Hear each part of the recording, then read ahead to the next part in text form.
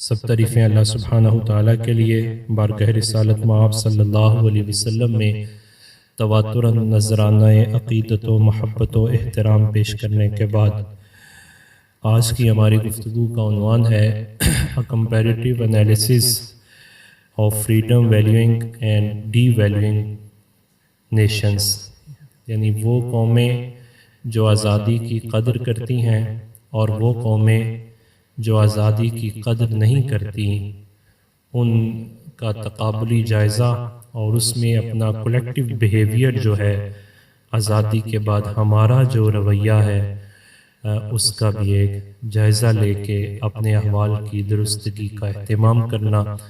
اللہ تعالیٰ کی بارگاہ میں دعا ہے کہ رب تعالیٰ ہمیں قدردانوں کی فہرست میں شامل فرمائے۔ اس دور میں جب مختلف قوموں کی جو لائف سٹائل ہے وہ خواہ انڈیویژول ہو یا کولیکٹیو ہو، کسی بھی اعتبار سے اقدار کی بات کی جائے، معاشیات کی بات کی جائے، سیاسیات کی بات کی جائے، انفرادیت کی بات کی جائے یا اجتماعیت کی، تو یہ گلوبلائزیشن کا شکار ہے، اس کی زد پر ہے۔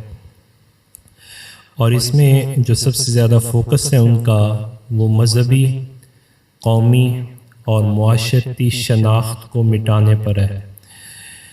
اس دور میں کسی دشمن کو ہماری شناخت مٹانے کے لیے ہماری سرحدوں پر آنے کی ضرورت نہیں ہے، بلکہ وہ اپنے گھر میں بیٹھے ہوئے ایک کلک کے ذریعے ہمارے ہر فرد کے دل پر بسیرا کیے ہوئے ہیں۔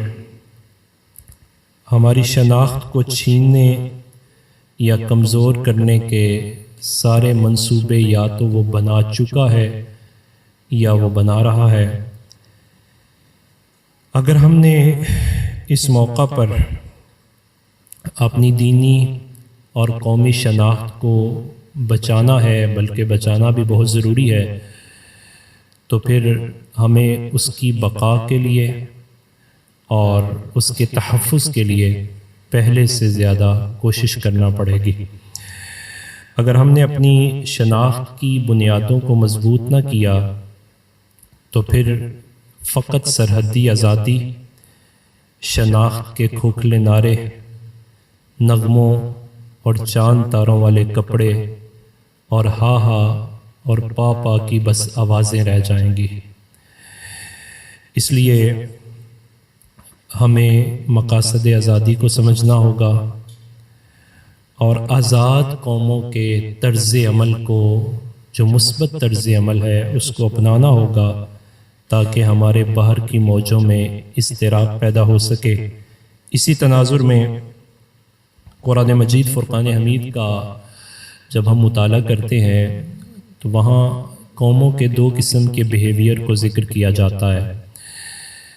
ایک وہ قوم ہے کہ جو آزاد تو ہوتی ہے لیکن آزادی کی قدر نہیں کرتی، اور دوسرا اس قوم کو ذکر کیا جاتا ہے کہ جو آزاد تو ہوتی ہے لیکن آزادی کی قدر کرتی ہے۔ ہم اس کا ایک اوور ویو لیتے ہیں۔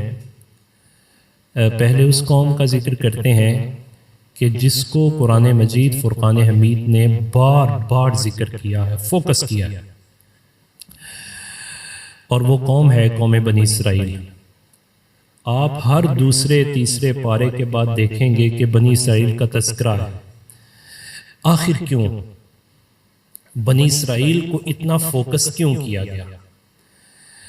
اس کا صرف ایک اجمالی خاکہ اگر ہم لیں تو وہ یہی ہے کہ یہ چونکہ غلام قوم تھے تو اللہ تعالیٰ نے ان کو آزادی دی اور انہوں نے آزادی کی قدر نہیں کی، تو رب تعالیٰ نے جب بھی ان کا تذکرہ کیا تو الفاظ کیا ہے؟ یا بنی اسرائیل اذکروا نعمتی التی انعمت علیکم، اے اولاد یعقوب میری نعمت کو یاد کرو جو میں نے تم پر انعام کیا، اور وہ نعمت آزادی تھی، اسے یاد کرو، پیچھے مڑ کے تو دیکھو، پس منظر، ماضی، کیفیات، انہیں دیکھو۔ اب ذرا بنی اسرائیل کا ایک تھوڑا سا خاکہ لے لیں. بنی اسرائیل ہے کون؟ یہ اسرائیل جناب یعقوب علیہ السلام کا لقب ہے، اور جناب یعقوب علیہ السلام جناب ابراہیم علیہ السلام کے بیٹے جناب اسحاق کے بیٹے ہیں، یعنی پوتے ہیں آپ کے. حضرت یعقوب آپ کے 12 بیٹے ہیں، جن میں سے مشہور ترین جناب یوسف علیہ السلام اور جناب بنیامین ہیں. جناب ابراہیم علیہ السلام نے بابل سے ہجرت فرمائی اور کنعان جو ملک شام کا ایک شہر ہے، یہاں پر آ کے سکونت اختیار کی. اللہ تعالیٰ نے جناب سارہ سلام اللہ علیہا کے بطن سے آپ کو جناب اسحاق جیسی اولاد عطا فرمائی. جناب اسحاق نے یہی نکاح کیا اور پھر ان کو اللہ تعالیٰ نے 12 بیٹے عطا فرمائے، اور وہ 12 بیٹے پھر یہیں بسے. انہی کی اولاد کا سلسلہ جو ہے وہ چلا. انہی میں سے جناب یوسف علیہ السلام ہیں جو تاجروں کے ہاتھوں بکتے بکتے بکتے مصر میں جا پہنچے. رب تعالیٰ نے اپنی رضا سے بکے ہوئے ایک غلام کو اعلیٰ منصب عطا فرمایا. ایک وقت وہ آیا کہ پوری کی پوری مصر کی رایا جناب یوسف علیہ السلام کے ہاتھوں بک گئی، غلام ہو گئی آپ کی. آپ نے سب کو آزاد کیا اور ادھر اپنے والد اور بھائیوں کو بھی پیغام بھیجا کہ آپ لوگ بھی یہاں آ جائیں. تو سارے لوگ مصر میں آئے. اب مصر یہ بنی اسرائیل کا مرکز اور محور بن گیا، یعنی ان کا کیپٹل وہ مصر ہے. بنی اولاد کو کہتے ہیں، اسرائیل یعقوب کو کہتے ہیں. تو اولاد یعقوب پر جو لفظ بولا جاتا ہے قرآن پاک میں وہ بنی اسرائیل ہے. 400 برس تک مصر میں بادشاہی کی اور بے تاج بادشاہی، بے تاج حکومت رہی. لیکن ہوا یوں کہ جب نئی نسل آئی تو پہلی نسل نے جنہوں نے قربانیاں دی تھیں انہوں نے نئی نسل کی طرف پیغام نہیں پہنچائے. ان کی ایڈنٹی کیا ہے، ان کی آئیڈیالوجی کیا ہے، اسے کنورٹ نہیں کیا گیا. آہستہ آہستہ وہ ہدایت کی روشنی مدھم ہوتی رہی. ادھر وہ دشمن جو بنی اسرائیل کا پہلے سے دشمن تھا وہ دشمن مضبوط ہوتا گیا. یہاں ان کے نظریات کمزور ہوئے، انہوں نے اپنی کارروائی تیز کی. نتیجہ یہ نکلا کہ 400 برس کے بعد وہاں بنی اسرائیل کی اینٹی قوت مضبوطی پکڑنا شروع ہو گئی، اور انہوں نے اپنا ایک باقاعدہ بادشاہ مقرر کر لیا جس کا نام ولید بن مصعب ہے، اور ہم اسے قرآن کی روشنی میں فرعون کے نام سے جانتے ہیں. اس فرعون نے بادشاہی میں جو سب سے زیادہ کام کیا وہ یہ تھا بنی اسرائیل کے لوگوں کو انہی کے خلاف استعمال کیا، ان کے نظریات کو، آئیڈیالوجی کو کمزور کیا، ان کی قومی اور مذہبی شناخت کو چھید کر کے رکھ دیا. بالآخر یہ بنی اسرائیل جب ان کے ساتھ مقابلہ ہوتا ہے جنگ ہار جاتے ہیں، اور ہارنے کے بعد مسکن تو اور کوئی تھا نہیں، یہاں غلامی کی زندگی قبول کر لیتے ہیں. اب یہ غلامی کی بدتر زندگی جب انہوں نے قبول کی، اللہ تعالیٰ نے ایک طویل عرصے کے بعد انہی میں حضرت موسیٰ علیہ السلام کو مبعوث فرمایا.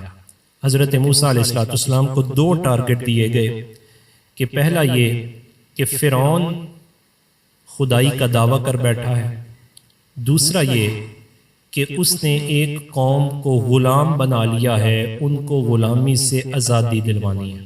یہ 2 ٹارگٹ جناب موسیٰ علیہ السلام کو عطا فرمائے گئے. جناب موسیٰ علیہ السلام ان ٹارگٹ کو اچیو کرنے کے لیے اپنی حکمت عملی سے چلتے رہے، رب تعالیٰ نے انہیں طاقت عطا فرمائی۔ ایک وقت آیا بنی اسرائیل نے انہیں اپنا سربراہ مان لیا، اور سربراہ تسلیم کرنے کے بعد اللہ تعالیٰ کی طرف سے اجازت ملی کہ اب بنی اسرائیل کو یہاں سے لے کے نکل جائیں۔ مصر میں بنی اسرائیل کی حکومت ابھی نہیں آ سکتی، آپ کو یہ چھوڑنا پڑے گا، یہ وطن چھوڑنا پڑے گا، مائیگریٹ کرنا پڑے گا، ہجرت کرنی پڑے گی۔ آپ نے بنی اسرائیل کو کہا، وہ اس بات پر آمادہ ہو گئے، آپ لے کے چل پڑے۔ اب جب چلے تو پیچھے فرعونی بھی آ گئے، ان کو خبر مل گئی کہ یہ تو ساری بنی اسرائیل نکل رہی ہے۔ وہ جب پیچھے آئے تو سامنے دریا تھا، دریائے نیل۔ اب جو قوم تھی پیچھے وہ کہنے لگی ہم تو مارے گئے، نہ آگے کے نہ پیچھے کے۔ جو اگلے لوگ موجود تھے جناب موسیٰ علیہ السلام کے قریب، انہوں نے جناب موسیٰ علیہ السلام کی طاقت اور معجزہ دیکھا کہ آپ نے عصا لگایا، رب تعالیٰ نے اس دریا کو حکم دیا کہ وہ راستے بنا دے۔ اس نے راستے بنا دیے، آپ نے اس پہ گھوڑے ڈالے اور چل پڑے۔ جب یہ آگے چلے، پیچھے والوں نے بھی اس بات سے بے خبر کہ آگے تو دریا تھا، انہوں نے سمجھا یہ تو راستے ہیں۔ وہ اس مشکل کو اور پانی کی طوفان کو اور اس کی جو باہر کا اضطراب تھا اس سے وہ آگاہ نہیں تھے، وہ پیچھے تھے، آگے چل پڑے۔ جب یہ دریا سے پار کر گئے، فرعونی داخل ہوئے۔ جو ہی فرعونی داخل ہوئے، وسط میں آئے، رب تعالیٰ نے دریا کو حکم دیا اپنا آپ چھوڑ دو۔ اس نے راستے سارے ختم کر دیے، ساری فرعونیت غرق ہو گئی، فرعون کو باقی رکھا گیا اور باقی سب کو اللہ تعالیٰ نے تباہ و برباد کر دیا۔ قرآن مجید فرقان حمید میں جو ہی وہ ادھر کھڑے تھے دوسری طرف، وہ اپنی آنکھوں سے نظارہ دیکھ رہے تھے کہ رب تعالیٰ نے ہمیں عجیب آزادی عطا فرما دی، ہمارے سارے دشمن کو تاہو بالا کر دیا، وہ زمین بھی خالی، اگلی زمین بھی ہمیں عطا فرما دی۔ یہ اپنی آنکھوں سے سارا نظارہ کر رہے ہیں، ادھر یہ آزادی کا مزہ لے رہے ہیں، ادھر رب تعالیٰ ان کی ان کیفیات کو قرآن مجید فرقان حمید میں بیان فرماتا ہے۔ اب قرآن آیا، بسم اللہ الرحمن الرحیم۔ وَإِذْ قَالَ مُوسَىٰ لِقَوْمِهِ اذْكُرُوا نِعْمَةَ اللَّهِ عَلَيْكُمْ إِذْ أَنْجَاكُمْ مِنْ آلِ فِرْعَوْنَ يَسُومُونَكُمْ سُوءَ الْعَذَابِ يُقَتِّلُونَ أَبْنَاءَكُمْ وَيَسْتَحْيُونَ نِسَاءَكُمْ وَفِي ذَلِكُمْ بَلَاءٌ مِّن رَّبِّكُمْ عَظِيمٌ وَإِذْ تَعَذَّنَ رَبُّكُمْ لَئِن شَكَرْتُمْ لَأَزِيدَنَّكُمْ وَلَئِن كَفَرْتُمْ إِنَّ عَذَابِي لَشَدِيدٌ وَقَالَ مُوسَىٰ إِن تَكْفُرُوا أَنْتُمْ وَمَنْ فِي الْأَرْضِ جَمِيعًا وَإِنَّ اللَّهَ لَغَنِيٌّ حَمِيدٌ۔ اور یاد کرو جب موسیٰ علیہ السلام نے اپنی قوم سے کہا یہاں کھڑے ہو کے صرف آنکھیں پھاڑ پھاڑ کے اس بات کو نہ دیکھو، بلکہ رب کی اس نعمت کو یاد کرو جو اللہ نے تم پر انعام کیا ہے۔ اب جناب موسیٰ علیہ السلام نے آزادی ملتے ہی جو پہلا خطاب کیا، اس خطاب کو قرآن میں ذکر کیا گیا۔ وہ خطاب اذکروا نعمت اللہ علیکم، جو تمہیں نعمت ملی ہے اسے یاد رکھنا، آزادی کی قدر کرنا، اور ساتھ ہی ماضی یاد کروایا۔ اذ انجاکم من آل فرعون، فرعون نے تمہیں غلام بنایا ہوا تھا، اللہ نے تمہیں آزادی، حریت عطا فرما دی۔ پھر وہ کرتا تمہارے ساتھ کیا تھا؟ یسومونکم سوء العذاب، جس کو مرضی چاہتا تھا، جہاں چاہتا تھا تختہ مشق پہ لے آتا تھا، اور اتنی سخت غلامی تھی تمہاری، یقتلون ابناءکم، تمہارے بیٹوں کو قتل کر دیا جاتا تھا، وَيَسْتَحْيُونَ نِسَاءَكُمْ، وہ تمہاری عورتوں کو زندہ رکھتا تھا۔ اس میں بہت بڑی آزمائش تھی تمہارے رب کی طرف سے۔ اب یہ اگلا جملہ ہے جسے سمجھنا اور سمجھانا ہے کہ یہ ساری بات کرنے کے بعد اب فرمایا تمہارے رب نے یہ اعلان کیا ہے، ارے آزاد لوگو، اے مملکت پاکستان، اسلامی جمہوریہ پاکستان میں رہنے والے لوگوں، ذرا اپنے ماضی کی طرف جائیے۔ یہ ایک باؤنڈری ہے، اس باؤنڈری کے پیچھے کیا ہے؟ جب انگریز چاہتا ہے مسلمان کو تختہ مشق بناتا ہے، جب انگریز کے بعد ہندو بنیا چاہتا ہے، جس کو جہاں چاہتا ہے وہاں تہو بالا کر دیتا ہے، ذرا اس باؤنڈری کی طرف نظر دوڑائیے تو صحیح، وہاں فکری غلامی، نظریاتی غلامی، جسمانی غلامی، نہ جانے غلامی کا جو جو تصور تھا وہ مسلمانوں پر آزمایا جاتا، مسلمانوں کی ماؤں کے سامنے ان کے لالوں کو ذبح کیا جاتا۔ ادھر آزادی کا اعلان ہوتا ہے، ادھر پورے کے پورے گاؤں تباہ و برباد کر دیے جاتے ہیں، عورتوں کو زندہ رکھا جاتا ہے، مردوں کو جلا دیا جاتا ہے، مردوں کو ان کی آنکھوں کے سامنے چھوٹے چھوٹے بچوں کو نیزوں پہ چڑھایا جاتا ہے، اور کیفیات یہ ہے کہ ان عورتوں کو اپنے گھروں میں لے جایا جاتا ہے، جس طرح چاہتے ہیں ان کی عصمت دری کی جاتی ہے۔ اگر کسی کو آج لفظوں پر یقین نہیں آتا تو یہ کہانی ختم نہیں ہوئی، آج بھی کشمیر میں جا کے وہ اس کہانی کی تصویر دیکھ سکتا ہے۔ بچوں کو وہاں زندہ درگور کر دیا جاتا ہے، نسل کشی کی جاتی ہے، عورتوں کو جب جی چاہتا ہے عصمت دری کر دی جاتی ہے۔ وہ غلامی کی کہانی ابھی بھی وہاں موجود ہے، چیخ چیخ کر آزادی کے لیے آوازیں بلند کر رہی ہے، لیکن وطن عزیز پاکستان میں رہنے والی آزاد قوم، بنی اسرائیل کا تذکرہ کتاب قرآن میں میری اور آپ کی عبرت کے لیے ہے۔ وہاں بھی کیفیات یہ ہیں کہ ان کے بچوں کو ذبح کر دیا جاتا، عورتوں کو زندہ رکھا جاتا۔ جناب موسیٰ علیہ السلام نے خطاب کیا، کہا وَإِذْ تَأَذَّنَ رَبُّكُمْ، آزاد قوموں کو تمہارے رب نے یہ اعلان کر دیا ہے، وَلَئِن شَكَرْتُمْ لَأَزِيدَنَّكُمْ، اگر تم شکر کرو گے تو تمہیں اور زیادہ عطا فرمائیں گے۔ یہ ہے فلسفہ شکر کا، گویا شکر کا فلسفہ آزادی کے بعد دیا گیا، اگر تم شکر کرو گے تو تمہیں اور زیادہ ملے گا، وَلَئِن كَفَرْتُمْ، اور اگر تم نے کفر کیا، ناشکری کی، اِنَّ عَذَابِي لَشَدِيدٌ، میری پکڑ بڑی سخت ہے۔ وَقَالَ مُوسَىٰ، اور جناب موسیٰ علیہ السلام جلالی پیغمبر ہیں، اس کیفیات میں آئے، جلال میں آئے، اور کہا اِن تَكْفُرُوا أَنْتُمْ وَمَنْ فِي الْأَرْضِ جَمِيعًا، اگر تم بھی اور ساری زمین کو اپنے ساتھ ملا کر اللہ کی ناشکری کی، ان اللہ لغنی حمید، تو یاد رکھنا اللہ بڑا بے پرواہ ہے اور سراہا ہوا۔ یہ فلسفی پوری کی پوری، یہ پوری کی پوری کہانی حضرت موسیٰ علیہ السلام کا یہ خطاب آزادی کے مقاصد کو واضح کرتا ہے کہ تقریب آزادی کا اہتمام کرنا ہے۔ جو ہی آزادی ملی، جناب موسیٰ علیہ السلام نے فوراً ایک تقریب کا وہاں گیدرنگ ہوئی، باقاعدہ گیٹ ٹو گیٹ بیان کیا گیا، میسج کنوے کیا گیا، اور وہ میسج کیا تھا کہ یہاں جس نے آزادی کی ہے اسے بھولنا نہیں ہے، اس کا شکر ادا کرنا۔ کیا وطن عزیز پاکستان پہ یہی کیفیات نہیں گزری؟ اگر یہی کیفیات گزری ہیں، ہر مومن یہ جانتا ہے کہ اللہ نے آزادی کی، تو اس دھرتی پر اللہ کی ناشکری نہ کی جائے۔ اللہ کی ناشکری کیا ہے کہ بھائی اس زمین پر آ کر بھی آپ نے اگر رقص و سرود کی محفلیں ہی سجانی تھی، اس زمین پر آ کے آپ نے سینمے ہی بنانے تھے، گردوارے ہی بنانے تھے، مندر ہی تعمیر کرنے تھے، تو پھر آپ نے اللہ کا شکر کیسے ادا کیا؟ نظریہ تو یہ تھا لا الہ الا اللہ، وہ یک نیشن جو تھیوری دی گئی، ایک قومی ایک نظریہ، دو قومی نظریہ میں مسلمان کے نظریے کو بیان کیا گیا، اس کا نظریہ ہے لا الہ الا اللہ۔ وہی نظریہ فرعون یہ نظریہ رکھتا تھا خدا میں ہوں، جناب موسیٰ علیہ السلام نے نظریہ دیا لا الہ الا اللہ، اللہ کے علاوہ کوئی معبود نہیں ہے۔ رب تعالیٰ نے ان کو یہ آزادی عطا فرما دی۔ اب آزادی کا پیغام بھی کنوے کر دیا گیا۔ ایک طویل عرصہ گزرا، جب طویل عرصہ گزرا تو کیفیات کیا ہو گئی؟ جو پہلی نسل تھی انہوں نے آزادی کی قدر نئی نسل کے سینوں میں ڈالی نہ، انہیں بتایا ہی نہ کہ ہم کیوں فرعون سے نجات ملی، انہیں یہ بتایا ہی نہ کہ راستے میں تو سمندر آ گیا تھا، انہیں یہ بتایا ہی نہ تمہاری نسلوں کو تو ذبح کیا جاتا رہا، انہیں تو یہ بتایا ہی نہ گیا کہ تمہاری ماؤں بہنوں بیٹیوں کی عصمت دری ہوئی۔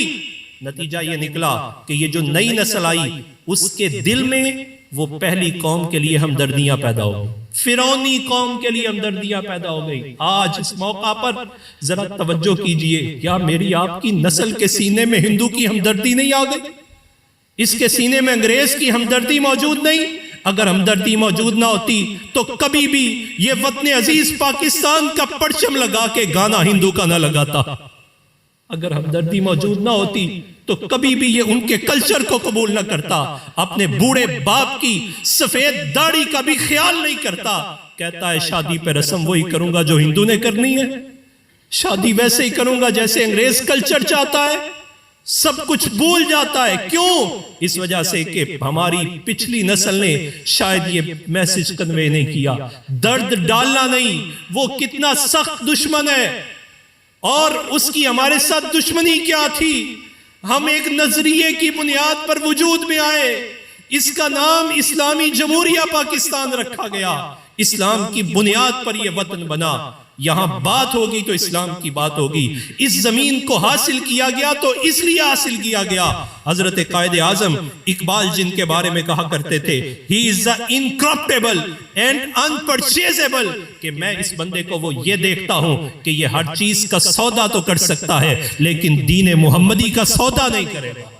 حضرت اقبال حضرت قائد اعظم کے بارے میں یہ کہا کرتے تھے، اور حضرت قائد اعظم نے واقعتاً پھر یہ بات کی۔ حضرت پیر سید جماعت علی شاہ صاحب نے آزادی کے بعد وہی پیغام بھیجا، ایک میں قرآن اور ایک ہاتھ میں مسلح دیا۔ حضرت قائد اعظم سے لوگوں نے پوچھا جناب یہ مسلح اور یہ کتاب کیوں دی؟ کہا انہوں نے پیغام یہ بھیجا ہے کہ آزادی کے مقصد کو یاد رکھنا ہے تو قرآن کو تھام لینا، دوسروں کو پیغام بعد میں دینا، اس کی عمل کے لیے مسلح پہ خود پہلے آ جانا۔ ہم ان نظریات کو پرموٹ بھی نہیں کر سکے، کنوے بھی نہیں کر سکے۔ آج نسل نو کی یہ شناخت، یہ پاکستانی ایڈنٹی، یہ اسلام کی آئیڈیالوجی، اس کو مٹانے کے لیے ہمیں وہ ہندو اور انگریز بظاہر کامیاب نظر آتا ہے، لہٰذا ہماری پہلی نسل کی بھی یہ 70 کی پیڑھی چل رہی ہے۔ یہ جو 70 سال کے بزرگ ہیں، شاید اس کے بعد ہمیں کوئی مصیبتوں کی داستان سنانے والا نہ ہو۔ اگر انہوں نے بھی اپنی نسل نو کی فکر نہ کی تو پھر آنے والی نسل ہمیں صرف ایک لکیر تک تو محدود کر دے گی، کلچر ادھر بھی شاید وہی ہو جائے، اور اللہ معاف فرمائے کلچر ادھر بھی ویسا ہی ہو جائے۔ ادھر دیکھیے ہوا کیا، قرآن مجید فرقان حمید نے بار بار ہر دوسرے تیسرے پارے کے بعد بنی اسرائیل کو فوکس کیا کہ یہ وہ آزاد قوم ہے، آزادی کے مقاصد بلا دیے۔ کہا ان لوگوں نے کہا، بچوں نے جناب موسیٰ علیہ السلام کی بارگاہ میں آ گئے اور آ کے کہنے لگے، اے موسیٰ ہم جہاں سے آئے ہیں وہاں تو اتنے بت ہوتے تھے جن کی ہم پوجا کرتے تھے ہمارے بڑے، تو آپ نے ہمارے لیے ابھی تک بت خانے کیوں نہیں بنائے؟ نظریات ٹوٹے، ان کی محبت سینے میں آئی۔ جناب موسیٰ علیہ السلام کو یہ بات کی تو رب تعالیٰ نے قرآن میں ذکر کیا، وَإِذْ نَجَّيْنَاكُمْ مِنْ آلِ فِرْعَوْنَ يَسُومُونَكُمْ سُوءَ الْعَذَابِ يُذَبِّحُونَ أَبْنَاءَكُمْ وَيَسْتَحْيُونَ نِسَاءَكُمْ وَفِي ذَلِكُمْ بَلَاءٌ مِّن رَّبِّكُمْ عَظِيمٌ وَإِذْ فَرَقْنَا بِكُمُ الْبَحْرَ فَأَنجَيْنَاكُمْ وَأَغْرَقْنَا آلَ فِرْعَوْنَ وَأَنْتُمْ تَنظُرُونَ۔ وہ سارے اتنا کچھ، اتنا احساس دلانے کے باوجود بھی وہ سارے آئے اور آ کے انہوں نے کیا کہا، وَجَاوَزْنَا بِبَنِي إِسْرَائِيلَ الْبَحْرَ فَأَتَوْا عَلَىٰ قَوْمٍ يَعْكُفُونَ عَلَىٰ أَصْنَامٍ لَهُمْ قَالُوا يَا مُوسَىٰ اجْعَل لَّنَا إِلَٰهًا كَمَا لَهُمْ آلِهَةٌ، اے موسیٰ جیسے ان کے خدا تھے ہمارے لیے بھی خدا مقرر کرو۔ ان کا یہ ببانگ دہل جناب موسیٰ علیہ السلام کو یہ کہنا، بس یہ کہنا تھا جناب موسیٰ بھی جلال میں، رب تعالیٰ بھی جلال میں۔ وَرَفَعْنَا فَوْقَكُمُ الطُّورَ، رب تعالیٰ نے طور پہاڑ کو جڑوں سے اٹھایا اور اٹھا کے ان کے سروں پہ لا کے کھڑا کر دیا۔ خُذُوا مَا آتَيْنَاكُمْ، جو ہم تمہیں دے رہے ہیں اسے پکڑو۔ بظاہراً تو انہوں نے لیا، لیکن یہاں رک کے اب دوسری کہانی کی طرف بھی آئیے گا۔ یہ وہ قوم ہے جس کا ذکر قرآن نے کیا، آزادی انہیں بھی ملی، قدر نہیں کی۔ ایک وہ قوم تھی رب نے جن کو آزادی دی، انہوں نے قدر بھی کر کے دکھائی۔ وہ قوم محمد عربی کے اصحاب تھے، رہتے یہ مکہ میں تھے، یہاں سے جب آزادی ملی مدینہ طیبہ میں پہنچے، ابھی پہنچے ہی ہیں، ادھر اللہ کا قرآن بھی بھائی چارے کا حکم دے رہا ہے، ادھر مصطفیٰ کریم بھی بھائی چارے میں ڈال رہے ہیں، لیکن سب سے پہلے جو کام کیا جاتا ہے وہ کیا، کس نظریے پر آئے تھے کہ مکہ میں اللہ کے نام کی دہائی کوئی نہیں دینے دیتا، یہاں کوئی روکے نہ، وہاں رسول اللہ صلی اللہ علیہ وسلم کی اطاعت سے روکا جاتا ہے، یہاں کوئی روکے نہ، وہاں اعلانیہ عبادت نہیں کرنے دیتے، یہاں اعلانیہ عبادت کرنا چاہتے ہیں۔ نبی علیہ السلام نے فرمایا تمہارا نظریہ میں نے محفوظ کرنا ہے، اور اس نظریہ کے محفوظ کرنے کے لیے سب سے پہلے مسجد نبوی کی تعمیر کا ارادہ فرمایا گیا۔ گویا آزادی کی نعمت کا پہلا تقاضا یہ ہے، جس نظریے، جس آئیڈیالوجی پہ آپ نے بلڈنگ کو سٹینڈ کیا ہے، آپ کی اس کی بقا کے لیے بھی انتظام کرنے ہیں۔ رسول اللہ صلی اللہ علیہ وسلم نے پوچھا کہ اس کے لیے مشاورت طلب کی کہ کس جگہ ہم اعلاء کلمت اللہ کے لیے مسجد کو تعمیر کریں، مشورہ طلب کیا گیا۔ قربان جائیں ان کے اخلاص پر اور ان کی قدر پر، قیامت تک شاید اتنا خوبصورت ماڈل اور نقشہ کوئی پیش نہیں کر سکے گا جیسا محمد عربی کے غلاموں نے پیش فرمایا۔ وہ باقاعدہ کمیونٹی سینٹر ہے۔ جس زمین کا انتخاب کیا گیا وہ زمین ایسے ہے جدھر سے بھی آپ نگاہ دوڑائیں ادھر سے ہی محمد عربی کے فیضان نظر آتے ہیں۔ آج بھی مسجد نبوی سینٹر میں ہے، جہاں سے بھی آپ آنا چاہیں۔ کیوں؟ اس وجہ سے کہ یہ مرکز ہے اعلاء کلمت اللہ کا، یہ مرکز ہے اطاعت محمدی صلی اللہ علیہ وسلم کا، یہ مرکز ہے عدل کا، یہ مرکز ہے معاشرت کا، یہ مرکز ہے اقدار کا۔ یہاں سے کرنیں پھیلنی ہے اور یہاں سے پورے جہان سیراب ہونا ہے۔ اور یہاں اس جگہ کا انتخاب اس وجہ سے کیا گیا، اگر کوئی درد والا مشرق سے آئے یا مغرب سے، شمال سے آئے یا جنوب سے آئے، درمیان میں اسے محمد عربی صلی اللہ علیہ وسلم کا مرکز میسر ہے۔ اتنا خوبصورت ماڈل، ہم کسی وقت اس پہ بات کریں گے کہ مسجد نبوی کا ماڈل اور اس ماڈل کو جو اختیار کیا گیا، جن جہتوں کو پیش رکھا گیا، سامنے رکھا گیا، وہ کتنی خوبصورت ہے۔ نبی علیہ السلام نے پوچھا اوکے یہ زمین ہم لیں گے، پوچھا گیا زمین کس کی ہے؟ عرض کیا گیا حضور یہاں دو بچے ہیں، ایک کا نام سہل ہے اور دوسرے کا نام سہیل ہے۔ بلایا گیا، جب وہ قریب آئے تو رسول اللہ صلی اللہ علیہ وسلم نے فرمایا تمہارا باپ کون ہے؟ کہنے لگے باپ تو دنیا میں نہیں رہا، یتیم بچوں کی زمین ہے۔ ذرا سمجھیے گا اس بات کو، یتیم بچوں، آزادی کے بعد سب سے پہلی جس زمین پر جا کے بیٹھنا چاہتے تھے وہ یتیموں کی زمین ہے۔ نبی علیہ السلام نے فرمایا یہاں اعلاء کلمت اللہ کے لیے مسجد بنانا چاہتے ہیں، کیا زمین دو گے؟ وہ خوش ہوئے، داحیکا دونوں خوش ہوئے اور انہوں نے کہا نحبو لک یا رسول اللہ صلی اللہ علیہ وسلم، اے اللہ کے رسول ہماری خوش قسمتی، ہم بطور تحفہ آپ کو زمین پیش کرتے ہیں۔ نبی علیہ السلام نے فرمایا لا ابا، فرمایا نہیں میں بطور تحفہ نہیں لوں گا، کیونکہ تمہارے سر پر تمہارا باپ موجود نہیں، میں قیامت تک کے لیے ایک مثال قائم کرنا چاہتا ہوں۔ فرمایا نہیں ہم بطور تحفہ تم سے قبول نہیں کریں گے، بتاؤ اس کی قیمت کتنی ہے؟ وہ قیمت بتانے سے کنارہ کشی اختیار کرنے لگے۔ نبی علیہ السلام نے انہیں بھیج دیا، جناب ابوبکر کو حکم لگا آپ جائیے، جا کے اس کی مارکیٹ ویلیو کا پتہ کیجئے۔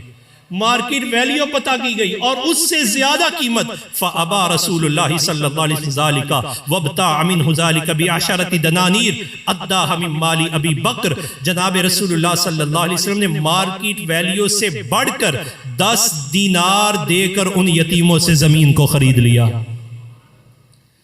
اب جہاں رک کر میں اور آپ اپنے گریبان میں جھانکیے، ہمیں آزادی ملی ہے کیا اس وجہ سے کہ ہم یتیموں کے مالوں پہ قبضے کریں؟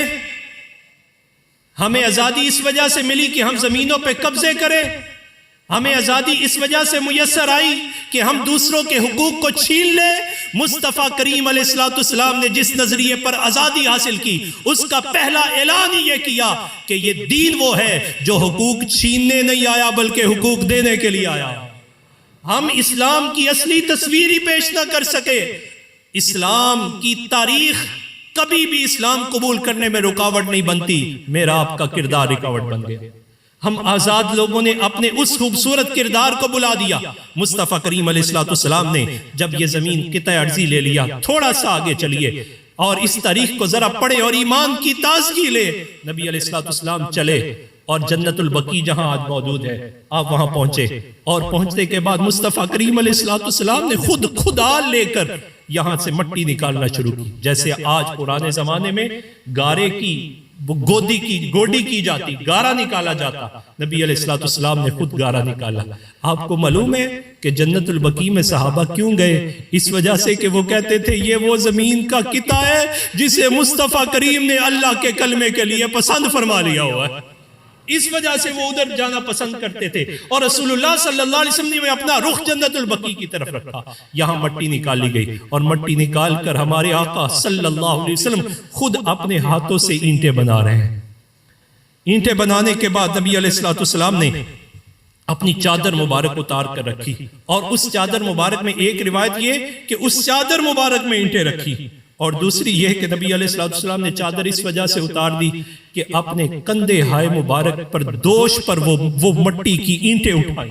جب رسول اللہ صلی اللہ علیہ وسلم وہ اینٹیں اٹھا رہے تھے تو اب کیفیات کیا ہے؟ صحابہ کرام رضوان اللہ علیہ مجمعین کہتے ہیں لَإِن قَعَتْنَا وَالنَّبِيُّ يَعْمَلْ لَذَاكَ مِنَّ الْعَمَلُ الْمُضَلَّلِ. وہ صحابہ دوڑے لپ کے کہنے لگے اگر حضور کام کرتے رہے اور ہم بیٹھے رہے تو پھر ہم سے زیادہ بے وفا کوئی نہیں ہے. ادھر یہ کلمہ کہہ کے حضور کی طرف آ رہے تھے, حضور ہاتھ اٹھا کے ان کا استقبال فرما رہے تھے. لا عیش الا عیش الاخرہ اللہم ارحم الانصار والمہاجرہ. یا اللہ عیش تو آخرت کی عیش ہے, اے میرے مولا جس طرح انصار اور مہاجرین میری طرف آ رہے ہیں تو اپنی رحمتوں کے حصار میں انہیں لے لے. نبی علیہ السلام نے یہ دعائیں ان کے لیے فرمائی. وہ پھر آئے اور آ کے جناب اسید بن خدیر حضور کے قدموں میں گرے اور آ کے عرض کرنے لگے حضور آپ اینٹیں اٹھا رہے ہیں, حضور آپ نہ اٹھائیے. اسید آ گیا, انصار آ گئے, حضور ہم اینٹیں اٹھائیں گے. نبی پاک صلی اللہ علیہ وسلم سے عرض کیا کہ حضور آپ تشریف رکھیے, بس رہنمائی فرمائیے. نبی پاک صلی اللہ علیہ وسلم نے جناب اسید کو کہا اذهب فاحتمل غیرہ فانک لست بافقر الی اللہ منی.